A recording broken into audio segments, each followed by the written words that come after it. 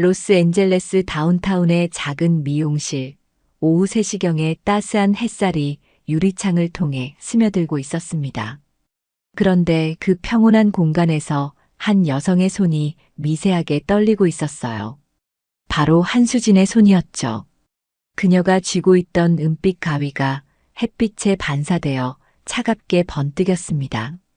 하지만 이 떨림이 두려움 때문인지 아니면 다른 감정 때문인지는 그 누구도 알 수 없었어요. 하지만 이 이야기는 사흘 전부터 시작됩니다. 한수진은 30대 초반의 아름다운 한국 여성으로 로스앤젤레스에서 혼자 작은 미용실을 운영하고 있었어요. 키가 크지 않은 편이고 가냘픈 체구에 부드러운 미소를 지닌 그녀는 누가 봐도 전형적인 동양 여성의 모습이었습니다. 미용실 이름은 단순히 수진 헤어 살롱이었죠. 화려하지도 않고 특별할 것도 없는 그저 평범한 동네 미용실이었어요. 아침 9시 수진은 언제나처럼 미용실 문을 열며 하루를 시작했습니다. 좋은 아침이에요라고 혼자 중얼거리며 실내 조명을 켜고 하나씩 정성스럽게 도구들을 정리했어요. 가위, 빗, 드라이어, 염색약 통들까지 모든 것이 제자리에 놓여 있는지 꼼꼼히 확인하는 모습이 마치 의식을 치르는 것 같았습니다. 첫 번째 손님은 동네에서 오래 살아온 멕시칸 할머니였어요.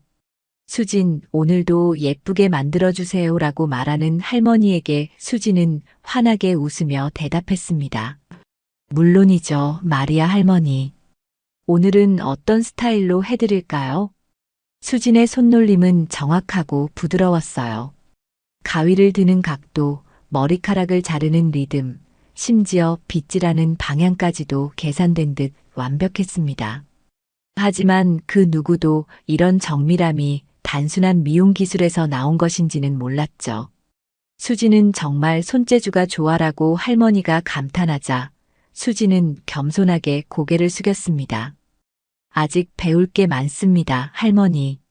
이런 대화를 나누며 작업하는 동안 수진의 눈은 자연스럽게 거울을 통해 밖을 관찰하고 있었어요. 지나가는 사람들, 주차하는 차들, 심지어 새로 생긴 낙서까지도 놓치지 않았습니다. 오후가 되자 단골 고객인 에밀리 최가 들어왔어요.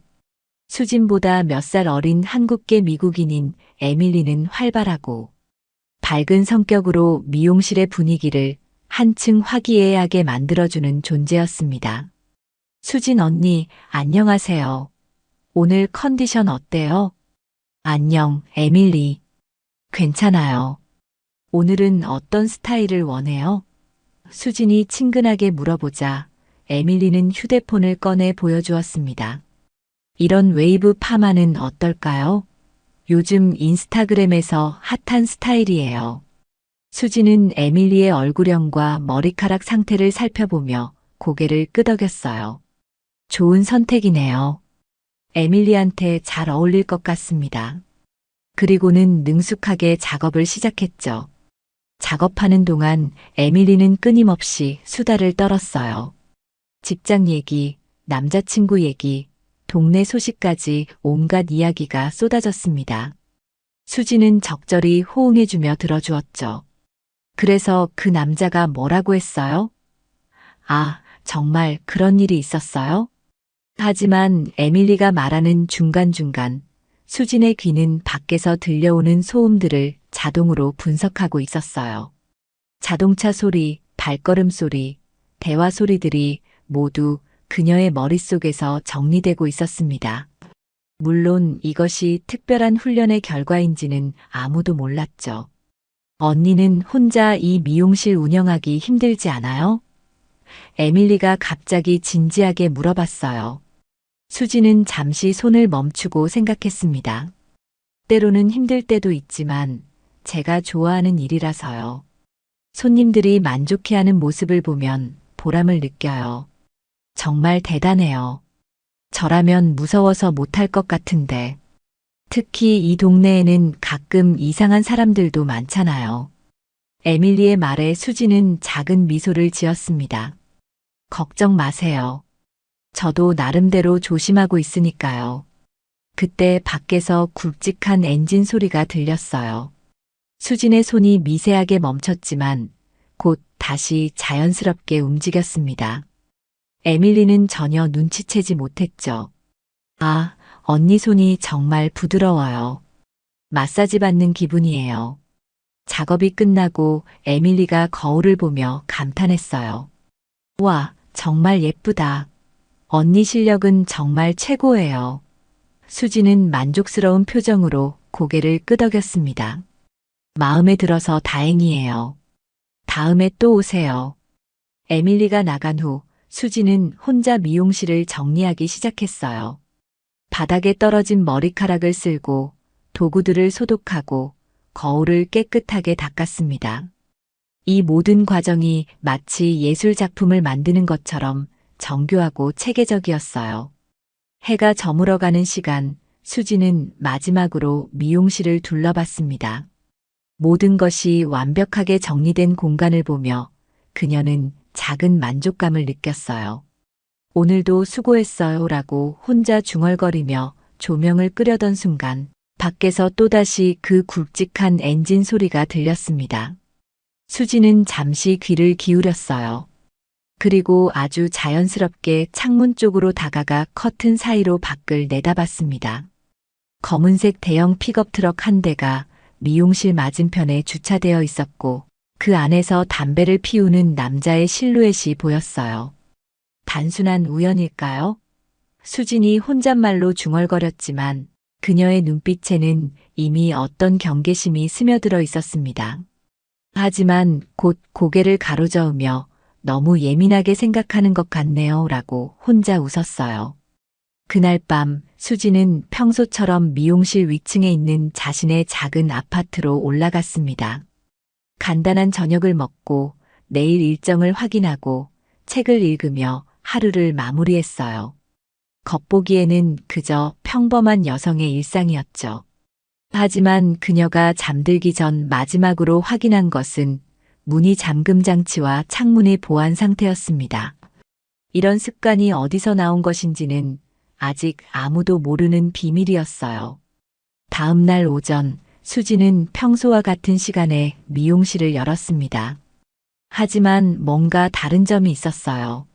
어젯밤 봤던 검은 픽업 트럭이 아직도 같은 자리에 있었거든요. 정말 우연일까요? 수지는 속으로 중얼거리며 미용실 준비를 시작했습니다. 10시경 첫 번째 손님을 기다리고 있던 수진에게 누군가 문을 열고 들어왔어요. 하지만 그는 머리를 자르러 온 손님이 아니었습니다. 키가 크고 건장한 체격의 백인 남성이었죠. 그의 팔에는 문신이 가득했고 값비싼 가죽 재킷을 입고 있었어요.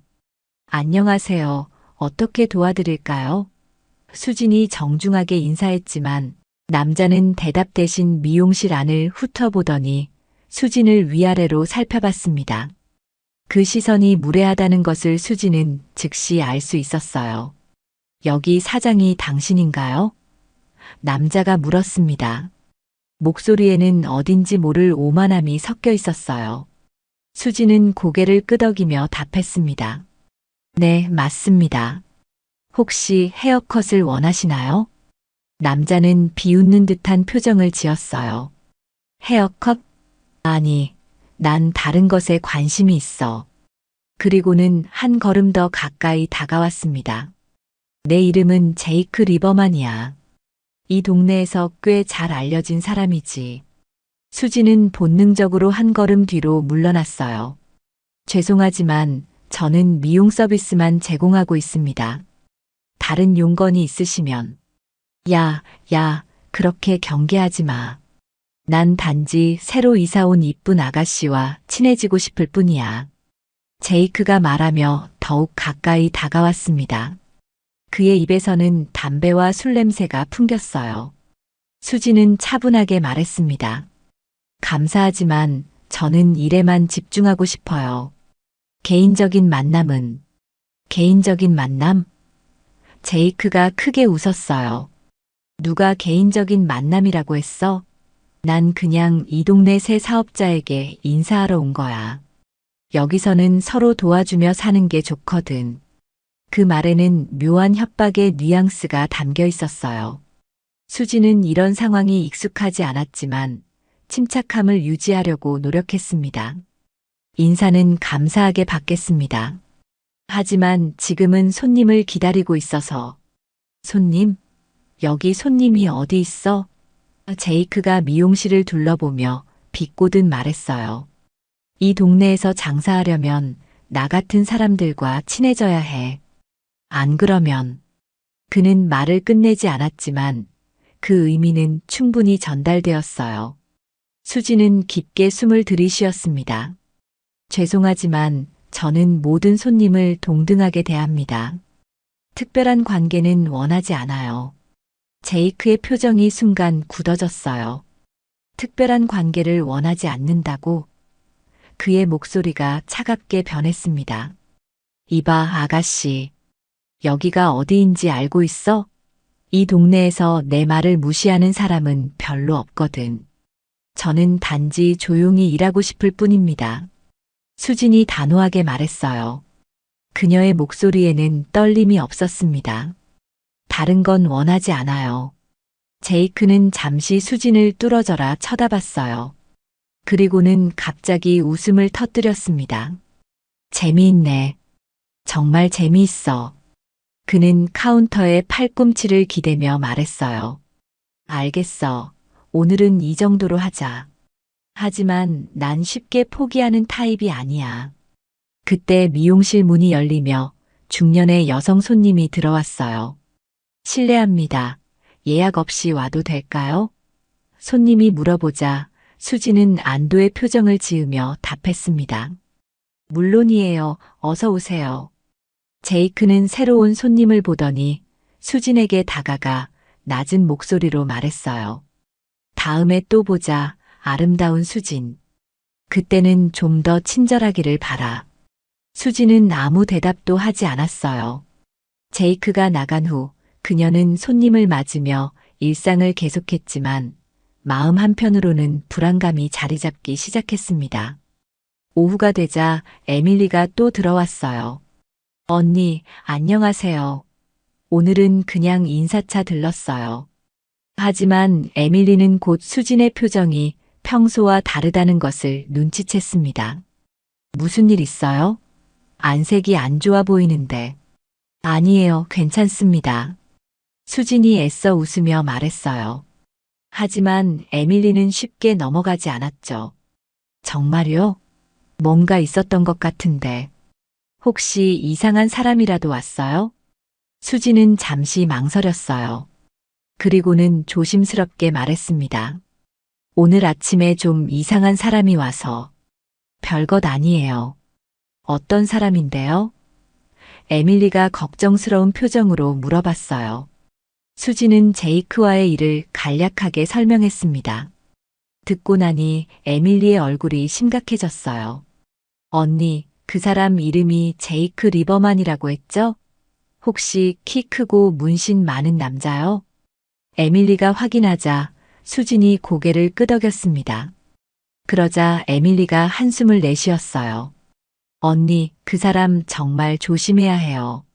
제이크 리버만은 이 동네에서 악명 높은 갱스터예요. 주변 상인들한테 보호비를 받아내고 말 안 들으면 가게를 망가뜨리기도 한다고 들었어요. 수진의 표정이 굳어졌어요. 정말 그런 사람인가요? 네, 맞아요. 경찰에 신고해도 증거가 없다며 제대로 수사 안 해주고 동네 사람들은 모두 무서워해요. 에밀리가 걱정스럽게 말했어요. 언니 혼자 미용실 하는 거 그 사람이 알면. 수지는 깊게 생각에 잠겼어요. 그녀가 원했던 것은 조용한 삶이었습니다. 하지만 이제 그 평온함이 깨질 위기에 처한 것 같았어요. 어떻게 해야 할까요? 수진이 에밀리에게 물어봤습니다. 일단은 혼자 있지 말고 가능하면 누군가와 함께 있으려고 노력해요. 그리고 만약 또 와서 귀찮게 하면 바로 경찰에 신고하세요. 에밀리가 조언했어요. 아, 그리고 내일 오후에 제가 시간을 내서 여기 있을게요. 수지는 고마운 마음으로 고개를 끄덕였어요. 고맙습니다, 에밀리. 정말 든든해요. 그날 저녁 수지는 미용실을 정리하며 생각에 잠겼습니다. 평범한 삶을 원했지만 세상은 그녀를 그냥 두지 않으려는 것 같았어요. 하지만 아직은 참을 수 있다고 생각했습니다. 제이크가 다시는 오지 않기를 바라며 말이죠. 하지만 그녀의 바람과는 달리 밖에는 또다시 그 검은 픽업 트럭이 서 있었어요. 그리고 그 안에서 제이크가 담배를 피우며 미용실을 바라보고 있었습니다. 수지는 커튼을 살짝 젖히고 밖을 내다보았어요. 두 사람의 시선이 마주쳤을 때 제이크가 비웃는 듯한 표정으로 손을 흔들었습니다. 수지는 조용히 커튼을 다시 닫았어요. 그리고 자신도 모르게 주먹을 꽉 쥐었습니다. 오랫동안 잠들어 있던 무언가가 서서히 깨어나는 것을 느꼈지만 아직은 그것을 억누르려고 노력했어요. 사흘째 되는 날 상황은 더욱 악화되었습니다. 제이크는 매일 미용실 앞을 서성거리거나 차 안에서 수진을 지켜보았어요.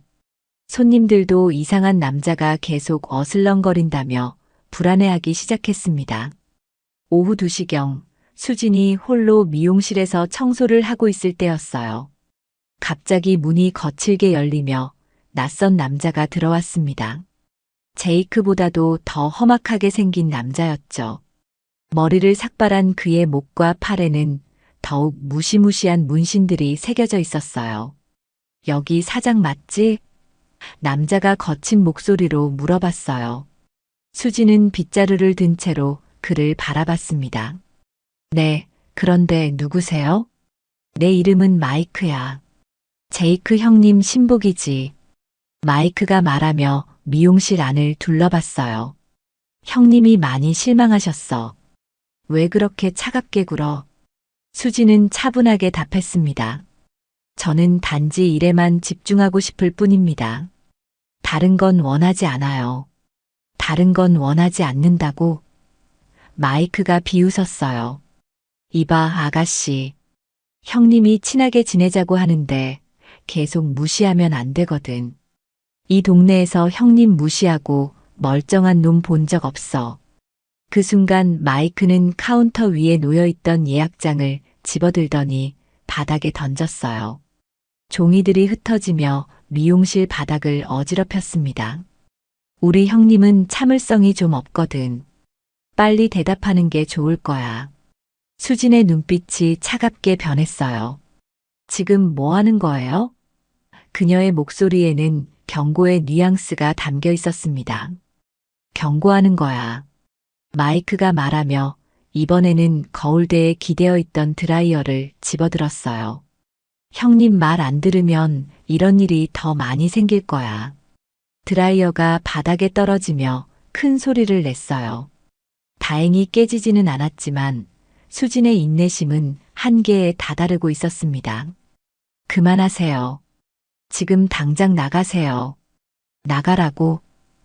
마이크가 큰 소리로 웃었어요. 여기 주인이 누군 줄 아나? 이 동네는 우리 땅이야. 우리가 허락해야 장사할 수 있는 거라고. 그때 마이크는 수진이 아끼는 의자 하나를 발로 찼어요. 의자가 넘어지며 바닥에 쿵 하는 소리를 냈습니다. 이 순간 수진의 참을성이 완전히 바닥났어요. 경고했잖아요. 수진이 조용히 말했습니다. 그녀의 목소리는 차가웠지만 그 안에는 뭔가 위험한 기운이 감돌고 있었어요. 마이크는 수진의 변화를 눈치채지 못했어요. 경고. 웃기는 소리 하네. 여기서 경고할 수 있는 건 우리뿐이야. 그리고는 또 다른 물건을 집어들려고 했습니다. 하지만 그 순간 수진이 움직였어요. 마치 바람처럼 빠르게 마이크에게 다가가더니 그의 손목을 정확히 잡았습니다. 아야. 마이크가 비명을 질렀어요. 수진의 소나기 힘이 생각보다 훨씬 강했거든요.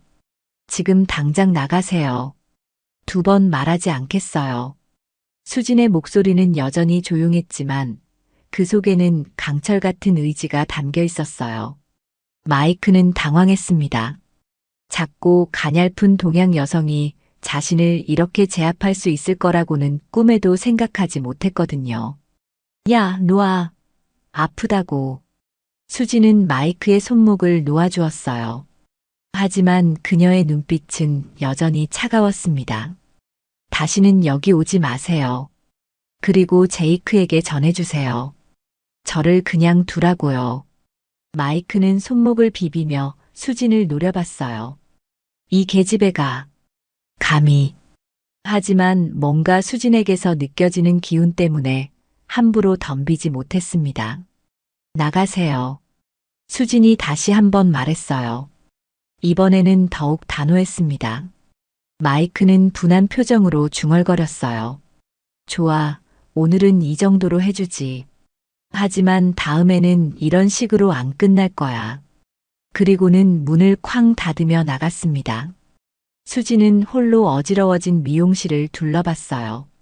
흩어진 예약장을 줍고 넘어진 의자를 일으켜 세우며 차근차근 정리했습니다. 하지만 그녀의 마음속에는 분노가 천천히 끓어오르고 있었어요. 1시간 후 에밀리가 약속대로 미용실에 나타났어요. 언니, 안녕. 무슨 일 있었어요? 에밀리는 수진의 표정을 보고 즉시 뭔가 잘못되었다는 것을 눈치챘습니다. 수진은 마이크가 와서 벌인 일을 에밀리에게 차근차근 설명했어요.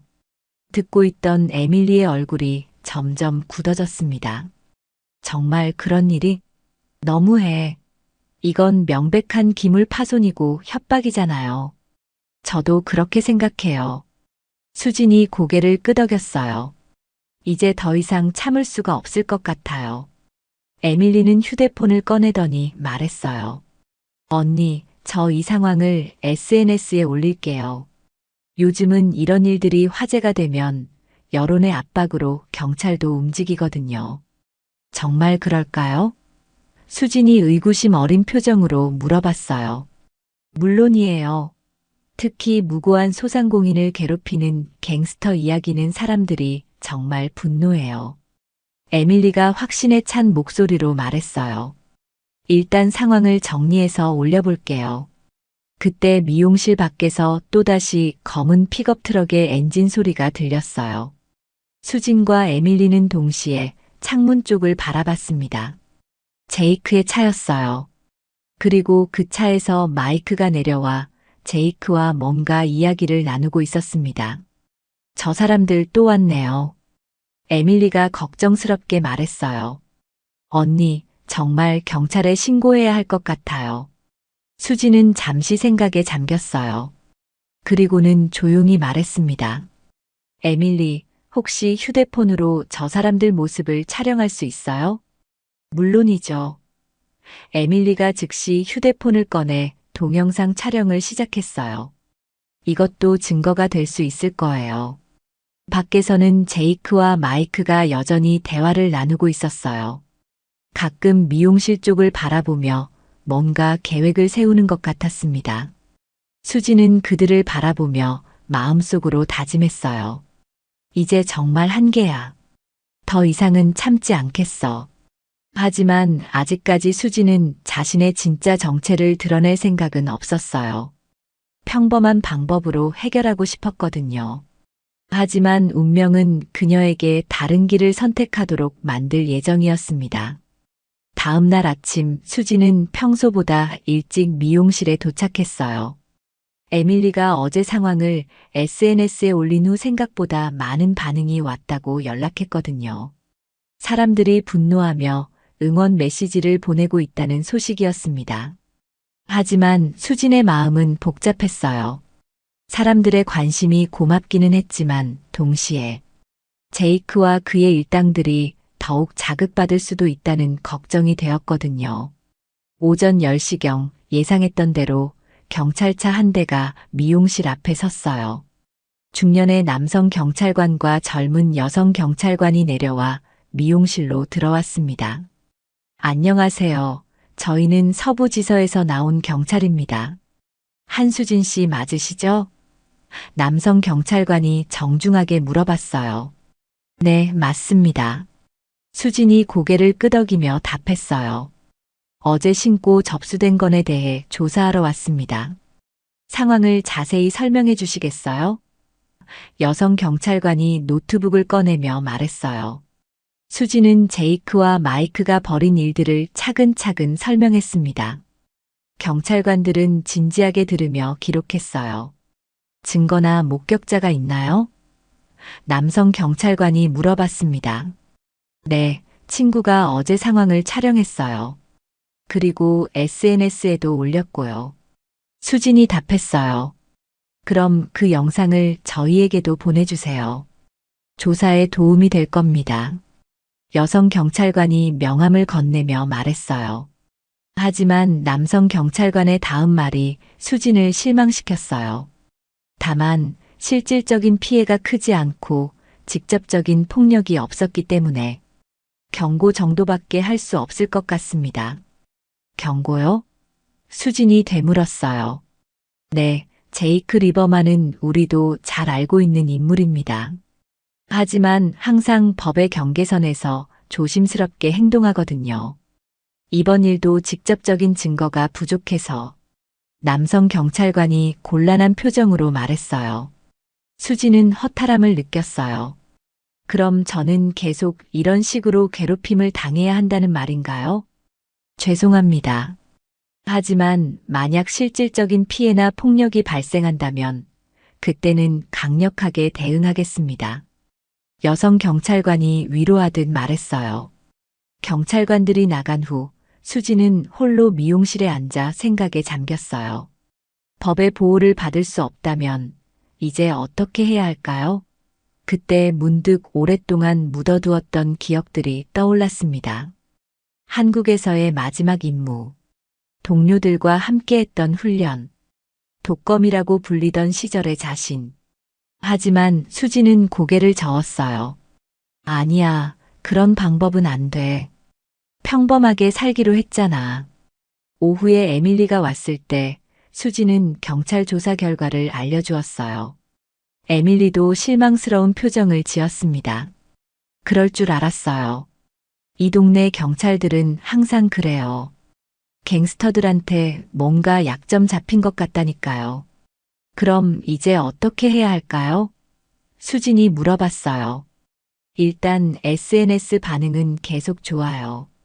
많은 사람들이 언니를 응원하고 있어요. 아, 그리고 에밀리가 휴대폰을 보여주었어요. 어떤 형사님이 연락 주셨어요. 개인적으로 도움을 주고 싶다고 하시네요. 수지는 화면을 보았어요. 마크 앤더슨 형사라는 이름이 적혀 있었습니다. 정말 도움을 줄 수 있을까요? 한번 만나보는 게 어때요? 공식적으로는 안 되더라도 개인적으로 조언이라도 해주실 수 있을 거예요. 에밀리가 제안했어요. 그날 저녁 수지는 마크 앤더슨 형사와 미용실 근처 카페에서 만났어요. 마크는 40대 중반의 성실해 보이는 남성이었습니다. 안녕하세요, 한수진 씨. 저는 마크 앤더슨입니다. 마크가 악수를 청하며 인사했어요. 안녕하세요. 바쁘실 텐데 시간 내주셔서 감사합니다. 수진이 정중하게 답했어요. 마크는 진지한 표정으로 말했습니다. 제이크 리버만 일당은 저희도 오래전부터 주시하고 있습니다. 하지만 워낙 교묘하게 행동해서 결정적인 증거를 잡기가 어려워요. 그럼 계속 이런 식으로 당하고만 있어야 하나요? 수진이 답답한 마음으로 물어봤어요. 공식적으로는. 하지만 개인적으로 몇 가지 조언을 드릴 수는 있어요. 마크가 주변을 둘러보며 낮은 목소리로 말했어요. 제이크는 보통 직접 손을 더럽히지 않아요. 마이크 같은 부하들을 시켜서 일을 처리하죠. 그게 저한테 어떤 도움이 될까요? 수진이 물어봤어요.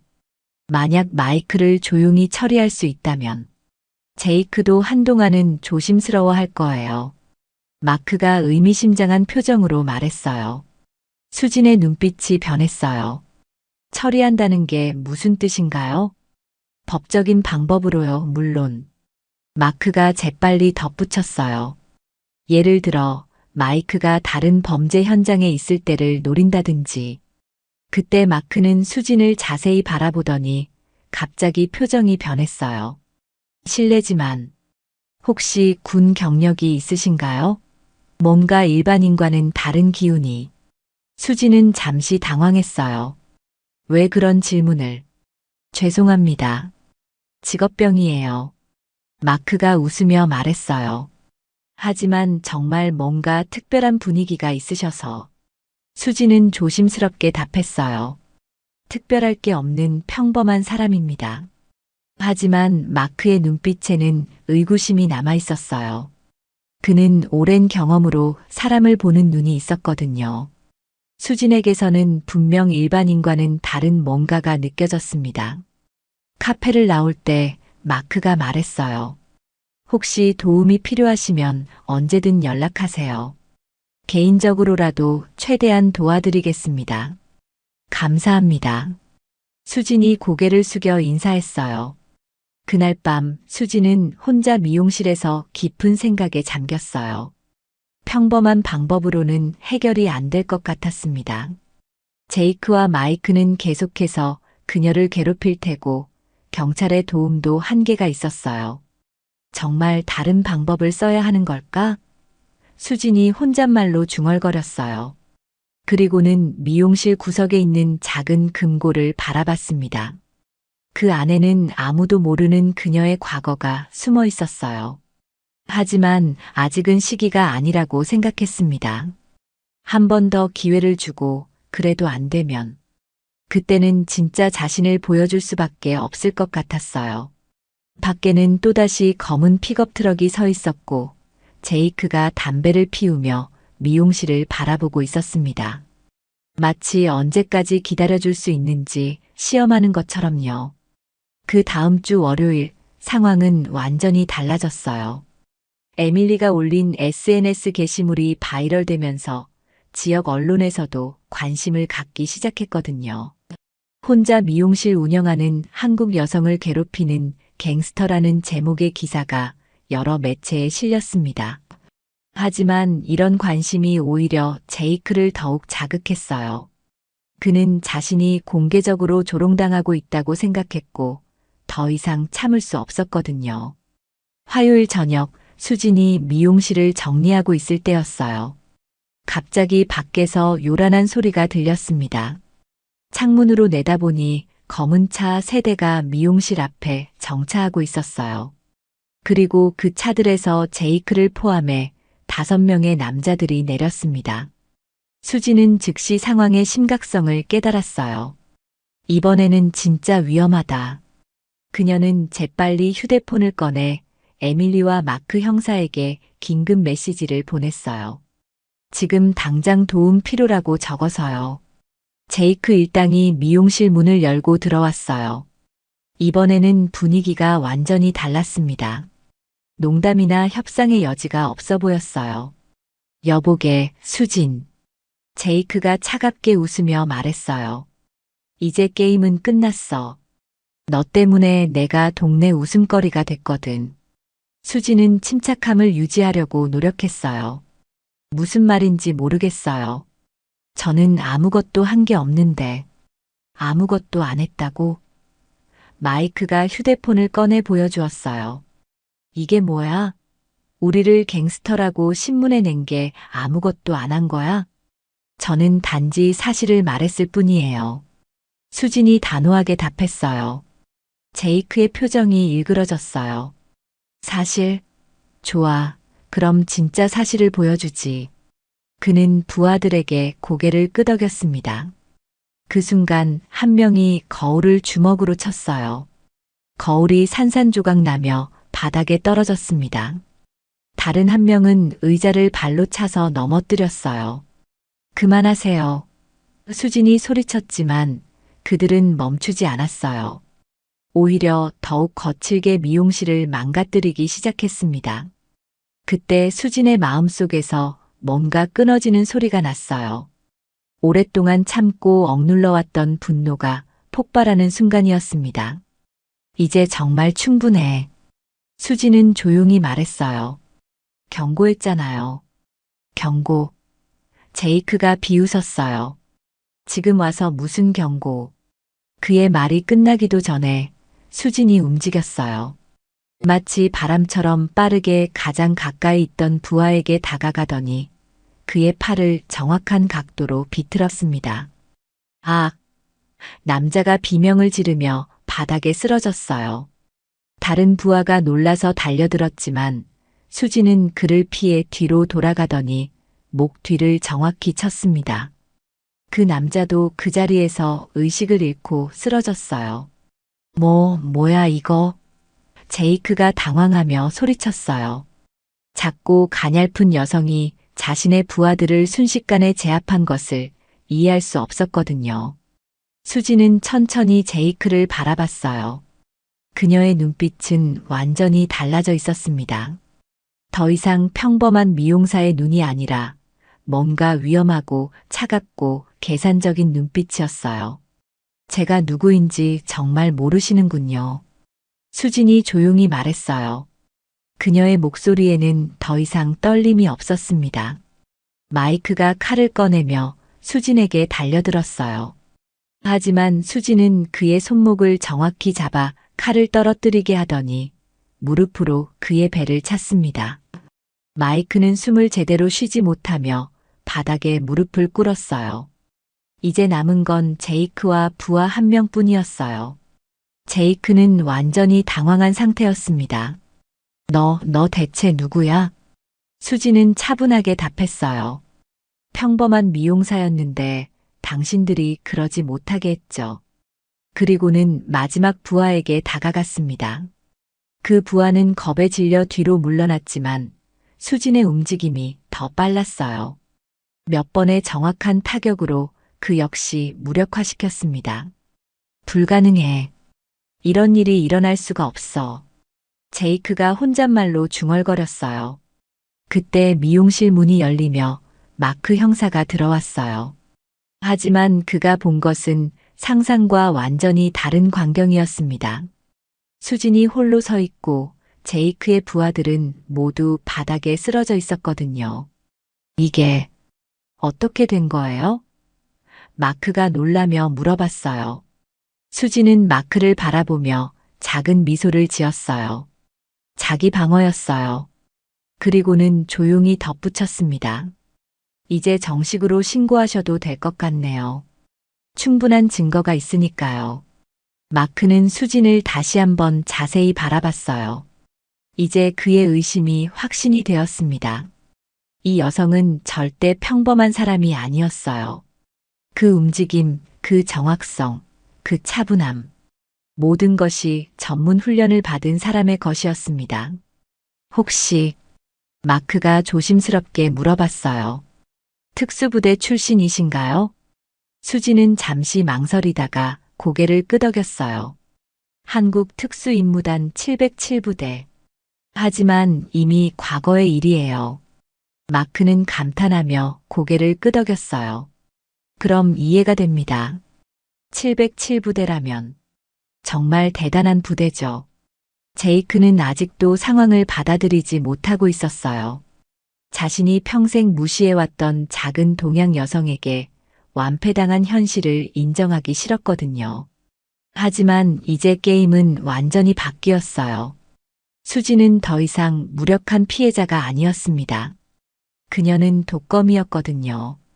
마크 형사가 제이크 일당을 연행한 후 수지는 혼자 망가진 미용실을 둘러봤어요.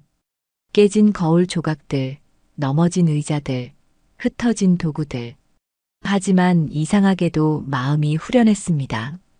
오랫동안 억눌렀던 무언가가 드디어 해방된 기분이었어요.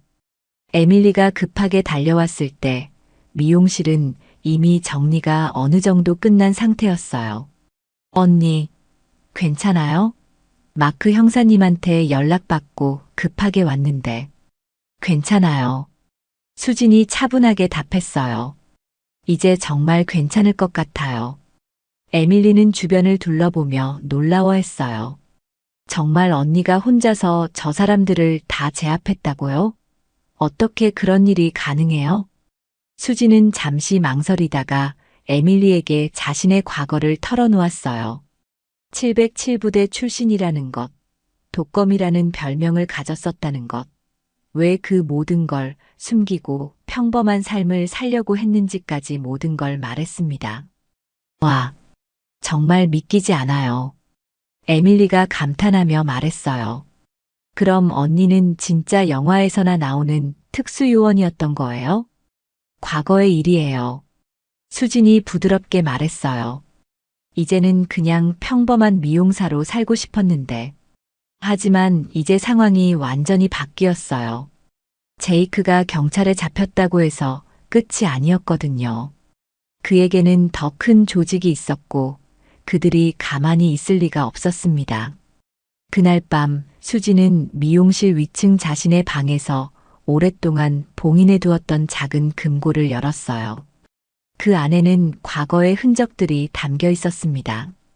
훈련 당시의 사진들, 동료들과의 추억이 담긴 물건들, 그리고 비상시를 위해 숨겨둔 몇 가지 장비들. 정말 이런 날이 올 줄 몰랐는데. 수진이 혼자 중얼거렸어요. 그녀는 정말로 평범한 삶을 원했었거든요. 하지만 세상이 그녀를 그냥 두지 않았습니다. 다음 날 오전, 마크 형사가 미용실에 찾아왔어요. 표정이 심각했습니다. 한수진 씨, 좋지 않은 소식이 있어요. 무슨 일이에요? 수진이 물어봤어요. 제이크가 어젯밤 보석금을 내고 풀려났어요. 그리고 그의 보스인 빅토미가 직접 나섰다는 정보가 있습니다. 마크가 걱정스럽게 말했어요. 수진의 표정이 굳어졌어요. 빅토미요? 이 지역 최대 갱단의 보스예요. 제이크가 평범한 동양 여성한테 당했다는 소문이 퍼지면서 조직의 체면이 구겨졌거든요. 빅토미는 이런 걸 절대 용납하지 않는 사람이에요. 수지는 깊게 생각에 잠겼어요. 그럼 앞으로 어떻게 될까요? 공식적으로는 경찰 보호를 제안드릴 수밖에 없지만 마크가 말을 흐렸어요. 솔직히 말하면 우리 힘으로는 한계가 있어요. 빅토미는 이 도시에서 상당한 영향력을 가지고 있거든요. 그때 수진의 휴대폰이 울렸어요. 모르는 번호였지만 그녀는 받았습니다. 여보세요? 한수진 씨겠죠? 낮고 거친 남자 목소리가 들렸어요. 내 이름은 빅토미야. 우리 한번 만나서 이야기해보죠. 수진은 침착하게 답했어요. 무슨 이야기요? 제이크한테 한 짓에 대한 이야기죠. 당신이 누군지는 이미 조사해봤어요. 꽤 흥미로운 경력을 가지고 있더군요. 빅토미의 목소리에는 위협이 담겨 있었어요. 그래서요? 수진이 담담하게 물어봤어요. 오늘 밤 11시 부두 창고에서 만나죠. 혼자 오세요. 안 그러면. 빅토미가 말을 멈췄어요. 당신 미용실뿐만 아니라 이 동네 전체가 불바다가 될 거예요. 전화가 끊어진 후 마크가 걱정스럽게 물어봤어요. 누구였어요? 빅토미요. 수진이 간단하게 답했어요. 오늘 밤 만나자고 하네요. 절대 안 됩니다. 마크가 즉시 반대했어요. 그건 자살행위예요. 빅토미의 영역에 혼자 들어간다는 건. 수지는 조용히 웃었어요. 형사님 걱정해 주셔서 고맙지만 제가 그렇게 만만한 상대는 아니에요. 그날 오후 수지는 미용실을 일찍 닫고 준비를 시작했어요. 오랫동안 사용하지 않았던 장비들을 꺼내고 몸을 풀기 위해 간단한 스트레칭과 무술 연습을 했습니다. 마치 잠들어 있던 야수가 깨어나는 것 같았어요. 에밀리가 와서 말렸지만 수진의 의지는 확고했습니다. 이 문제는 제가 직접 해결해야 해요. 안 그러면 계속해서 무고한 사람들이 피해를 입을 거예요. 하지만 너무 위험해요. 에밀리가 울먹이며 말했어요. 수지는 에밀리의 손을 잡고 말했어요. 에밀리, 저를 믿어주세요. 저는 이런 상황을 위해 훈련받은 사람이에요. 그들이 누구든 무엇을 계획하든 준비는 되어 있어요. 밤이 되자 수지는 검은색 옷을 입고 부두로 향했어요. 오랫동안 잠들어 있던 독거미가 다시 깨어나는 순간이었습니다.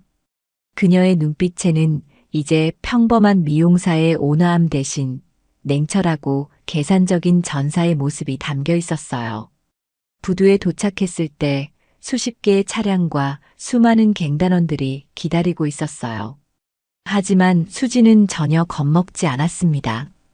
오히려 마음이 차분해졌어요. 이런 상황이 그녀에게는 오히려 익숙한 전장이었거든요. 드디어 왔군요, 독거미 씨. 빅토미가 차에서 내리며 말했어요. 덩치가 크고 험악하게 생긴 중년 남성이었습니다. 정말 용감하시네요. 아니면 무모한 건가? 수지는 침착하게 답했어요. 그건 곧 알게 될 거예요. 이제 진짜 대결이 시작될 시간이었습니다. 부두 창고 앞에서 수진과 빅토미가 마주보고 섰어요. 주변에는 갱단원들이 반원형으로 둘러서 있었지만 수지는 전혀 위축되지 않았습니다. 오히려 그녀의 눈에는 냉정한 계산이 돌고 있었어요. 한수진 씨 아니, 독거미 씨라고 불러야겠군요. 빅토미가 비웃으며 말했어요. 707부대 출신이라니 정말 놀랍더군요. 하지만 여기는 전쟁터가 아니라 내 영역이에요. 수지는 차분하게 답했어요. 영역이 중요한 게 아니에요. 누가 더 준비되어 있느냐가 중요하죠. 준비라. 빅토미가 손뼉을 쳤어요. 그러자 사방에서 레이저 조준선들이 수진을 향했습니다. 이런 준비 말인가요? 하지만 수진은 여전히 침착했어요. 저격수 8명, 각각의 위치까지 다 파악했어요. 정말 성의 없는 배치네요. 빅토미의 표정이 변했어요.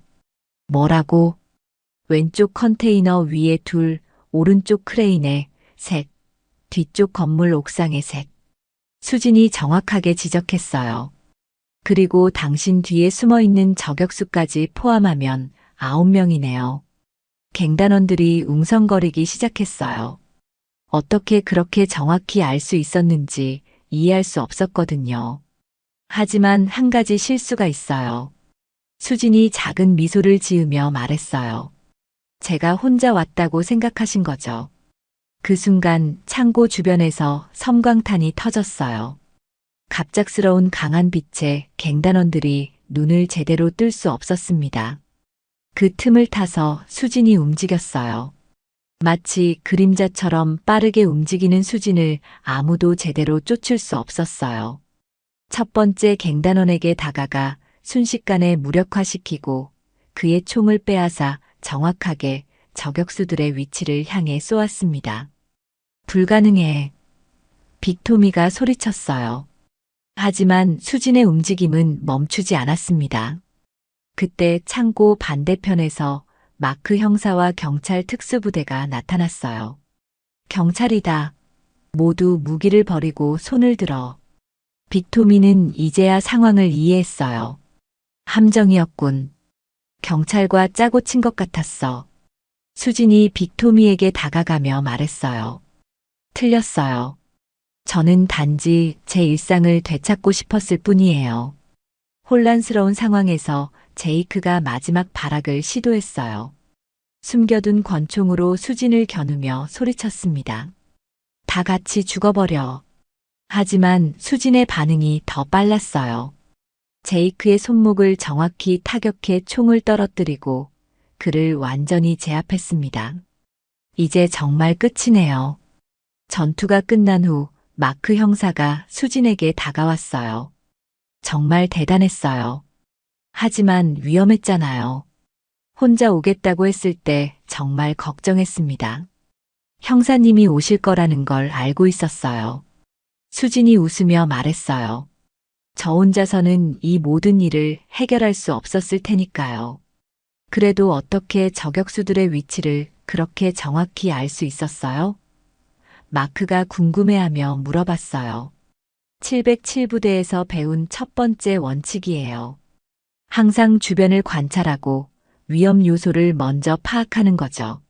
수진이 설명했어요. 빅토미와 제이크, 그리고 그들의 부하들이 모두 체포되면서 이 지역을 오랫동안 공포에 떨게 했던 갱단이 완전히 소탕되었어요. 마크 형사는 이번 작전을 통해 그들의 모든 범죄 증거를 확보할 수 있었습니다. 이제 정말 끝난 건가요?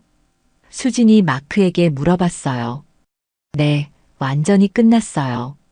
빅토미 조직은 이번에 완전히 와해됐고 다른 갱단들도 당분간은 이 지역에 함부로 손대지 못할 거예요. 마크가 확신을 갖고 답했어요. 수지는 깊게 숨을 들이쉬었어요. 오랫동안 참고 견뎌왔던 스트레스가 드디어 해소되는 기분이었습니다. 이제 정말로 평범한 일상으로 돌아갈 수 있을 것 같았어요. 그런데 한 가지 궁금한 게 있어요. 마크가 말했어요. 왜 처음부터 정체를 밝히지 않으셨어요? 그랬다면 이런 일도 없었을 텐데. 수지는 잠시 생각에 잠겼어요. 과거에 저는 임무를 위해서만 존재했어요. 하지만 이제는 진짜 저 자신으로 살고 싶었거든요. 평범한 사람으로요. 이제 그렇게 살 수 있을 거예요. 마크가 따뜻하게 말했어요.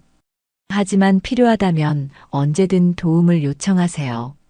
이번 일로 우리는 든든한 협력자가 되었으니까요. 새벽이 밝아오자 수지는 미용실로 돌아갔어요. 에밀리가 밤새 걱정하며 기다리고 있었는데 수진이 무사한 모습을 보고는 눈물을 흘렸습니다. 언니, 정말 무사해서 다행이에요. 에밀리가 수진을 꽉 안으며 말했어요. 이제 정말 끝났어요. 수진이 부드럽게 말했어요. 평범한 일상으로 돌아갈 수 있을 것 같아요. 하지만 수진은 알고 있었어요. 완전히 예전의 평범한 미용사로 돌아갈 수는 없다는 것을요. 이번 일을 통해 그녀는 자신의 진짜 모습을 받아들이게 되었거든요. 평범함과 특별함이 공존하는 새로운 삶이 시작될 것이었습니다. 일주일이 지난 후 수진의 미용실은 완전히 새로운 모습으로 단장되었어요. 깨진 거울들은 새 것으로 교체되었고 부서진 가구들도 모두 새롭게 바뀌었습니다.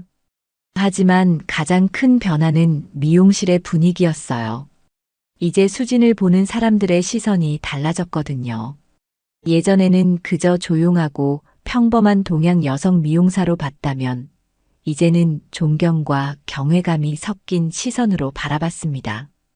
갱스터들을 혼자서 제압한 여성이라는 소문이 동네 전체에 퍼져 있었어요. 수진 언니, 정말 대단해요. 단골 손님인 마리아 할머니가 감탄하며 말했어요. 우리 동네가 이렇게 안전해진 게 다 언니 덕분이에요. 수진은 겸손하게 웃으며 답했어요. 과찬이세요, 할머니. 저는 그냥 제 일상을 지키고 싶었을 뿐이에요. 하지만 이제 미용실에는 예전보다 훨씬 많은 손님들이 찾아왔어요. 멀리서도 독거미 미용실을 보러 오는 사람들이 있을 정도였습니다. 에밀리는 이 상황을 즐기고 있었어요. 언니, SNS 팔로워가 10만 명을 넘었어요. 에밀리가 신나게 말했어요. 이제 진짜 유명인이 됐네요. 수지는 복잡한 심경이었어요. 원했던 조용한 삶과는 거리가 멀어졌지만 한편으로는 자신의 진짜 모습을 숨기지 않아도 된다는 해방감도 있었거든요. 오후에 마크 형사가 미용실에 들렀어요.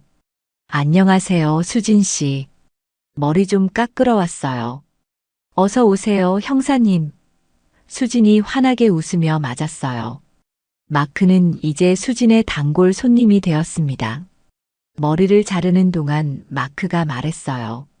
빅토미 일당이 모두 기소되었어요. 이번에는 확실히 오랫동안 감옥에 있을 거예요. 다행이네요. 수진이 안도하며 답했어요. 그런데 한 가지 제안이 있어요. 마크가 조심스럽게 말했어요. 경찰청에서 수진 씨 같은 분을 특별 고문으로 모시고 싶어 해요. 물론 강제는 아니고. 수진은 잠시 생각했어요. 아직은 미용실에 집중하고 싶어요. 하지만 정말 필요한 일이라면 도울 수는 있을 것 같아요. 마크는 만족스러운 표정으로 고개를 끄덕였어요. 충분해요. 그 정도만으로도 큰 도움이 될 거예요. 저녁이 되자 수지는 혼자 미용실을 정리하며 지난 일들을 되돌아봤어요. 한 달 전만 해도 조용한 미용사로 살고 싶었는데 이제는 완전히 다른 인생이 되어 있었어요. 하지만 후회하지는 않았습니다. 오히려 자신의 진짜 모습을 받아들이게 되어서 마음이 편했어요. 평범함과 특별함이 공존하는 삶, 그것도 나쁘지 않았거든요. 그때 미용실 문이 열리며 한 젊은 여성이 들어왔어요. 실례합니다. 아직 영업 중이신가요? 물론이에요. 어서 오세요. 수진이 친근하게 맞았어요. 그 여성은 긴장한 표정으로 말했어요. 저, 사실 도움이 필요해서 왔어요. 누군가가 저를 스토킹하고 있는데 경찰에 신고해도 증거가 없다고. 수진의 눈빛이 다시 예리해졌어요. 자세히 얘기해 보세요. 여성이 자신의 상황을 설명하는 동안 수진은 귀에 깊게 들었어요. 그리고는 조용히 말했습니다. 걱정하지 마세요. 도와드릴게요. 이제 수진의 새로운 일상이 시작되었어요. 평범한 미용사이면서 동시에 도움이 필요한 사람들을 지켜주는 숨은 영웅으로서의 삶이었습니다. 다음 날 아침 수지는 평소처럼 미용실을 열며 하루를 시작했어요. 거울에 비친 자신의 모습을 보며 작은 미소를 지었습니다. 더 이상 과거를 숨길 필요도 진짜 자신을 억누를 필요도 없었어요. 좋은 아침이에요. 수진이 혼자 중얼거리며 가위를 들었어요. 그 가위가 햇빛에 반사되어 차갑게 번뜩였지만 이제는 두려움이 아닌 희망의 빛이었습니다. 에밀리가 들어와서 말했어요. 언니, 오늘도 예약이 꽉 찼어요. 그리고 또 도움 요청하는 사람들 연락이 몇 개 왔어요. 알겠어요. 수진이 고개를 끄덕였어요. 오늘도 바쁜 하루가 될 것 같네요. 로스앤젤레스의 작은 미용실에서 한수진은 이제 자신만의 새로운 삶을 살아가고 있었습니다. 가위를 든 평범한 미용사이면서 동시에 정의를 위해 싸우는 독거미로서요. 그녀의 이야기는 끝났지만 동시에 새로운 시작이기도 했습니다. 진정한 자신을 찾은 사람의 당당하고 아름다운 삶이 이제 막 시작된 것이었어요. 미용실 간판에는 여전히 수진 헤어 살롱이라고 적혀 있었지만 이제 그 이름 뒤에는 특별한 이야기가 숨어 있었습니다. 평범함 속에 숨겨진 비범함, 그리고 진정한 용기가 무엇인지를 보여주는 이야기였어요. 햇살이 미용실 유리창을 통해 들어오며 수진의 하루가 다시 시작되었습니다. 이제 그녀는 누구의 시선도 두려워하지 않았어요. 자신의 진짜 모습을 당당하게 받아들인 채로 말이죠.